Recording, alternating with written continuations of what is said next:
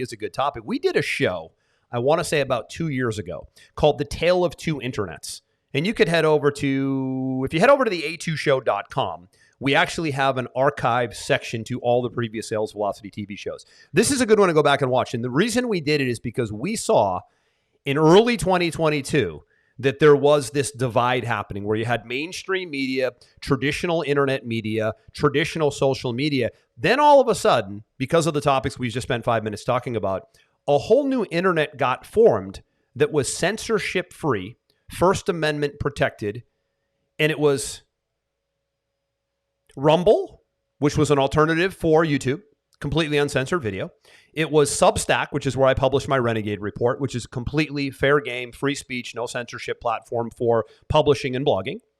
And then there was Twitter, which is now X, because when Musk took over, and Musk took over at the time that they were in the worst condition ever from the standpoint of censorship and categorizing things as misinformation and kicking people off the platform. And the interesting thing is when I don't even know why they sold it, because how did they think for a minute, Aaron, that they would sell Twitter to Elon Musk for a ton of money? I guess money talks, and not think for a minute that all of the coercion, the censorship would not come out. So Elon Musk gets in there, Aaron. What's that? The skeletons wouldn't be dragged out of the closet. Did they think nothing would come out? Because when Elon Musk put a team in there, and it was crazy. But what about the Twitter file? So if anybody has ever taken the time to look at some of the best independent journalists in the world, guys like Mike Schellenberger and Matt Taibbi, these are the guys who were part of the Twitter files. All they did was go in and audit all of that information surrounding COVID-19, and they found White House, FBI, upper management Twitter legitimately kicking people off the media for sharing safety profile vaccine information for COVID-19, for sharing early treatment options, for sharing prevention. Like they didn't want that. They did not want from the Twitter files COVID-19 to be fixed. Like if you look at the Twitter files with a straight face, they legitimately did not want anybody to be healed early, and they wanted this thing dragged on forever, and they wanted there to be only one size fits all silver bullet medicine option. At this point, if you don't see it or don't believe it, it's all now in black and white. These are all part of Freedom of Information files. It's all documented. It's all in the Twitter files. And Elon Musk is savage, richest guy in the world. He doesn't give an F what anyone thinks, and he's not the least bit careful. He will put it all out there for you to see. He will run 2-hour info sessions showing the Twitter files. None of it's opinion. All of it's laid out in black and white. So the Tale of Two Internets is on Twitter X, on Substack, on Rumble, and I want to say there's one other. There are people having conversations that are not being censored or shadow banned. So now there's a large part of the population, to the point here, Aaron, 50% at least, maybe 40%, we'll say 50% at the most maybe, that now consume their information in an environment where they know they're going to get as many viewpoints as possible. And hey, listen, newsflash, we're all big boys and girls. We don't need speech censored. I don't need a platform to tell me it's dangerous for me not to hear something. That is the height of delusion, and it is the greatest insult to the American people I think I've ever seen in my 51 years on this planet, is thinking that the platform needs to decide what my ears can hear. That is friggin' nuts.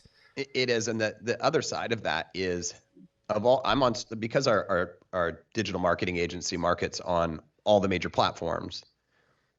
I'm constantly in those platforms. The ones I mentioned, it's the where alternative ones I mentioned, or I'm in all of them. You are, and so I have a preference from a personal standpoint which ones I like to be in. For example.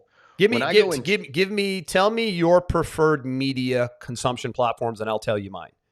Yeah, I mean, for most of the time, when I'm actually looking to get answers to things, I go to YouTube. Okay.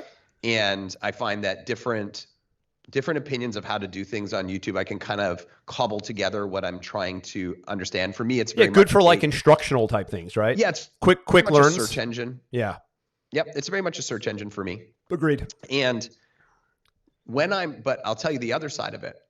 Do you know the platform that gives me the highest level of anxiety being inside of? Did you say anxiety? Anxiety. Okay, so when you go, let me unpack that. So when you go to this platform, you're legitimately wired up as you go in. It's like going into a boxing ring or I just start. You're amped up. I start scrolling through and reading stuff and watching people's videos, And I'm just like, oh, Tell me. just this is a freaking cesspool. Is Twitter, is X. When I go into X and I scroll and read stuff and watch people's videos for like, a half an hour, it is like the height of fear porn and massive overload of people's opinions. So when I tell Probably for the reasons we just mentioned, because they know they can have an opinion. Correct. And so here's the thing. I don't enjoy spending time there, so I don't. But I love the fact that people are allowed to go on there and give their opinion and have freedom of speech, and I have a choice whether or not I want to consume it. Kind of how the world works.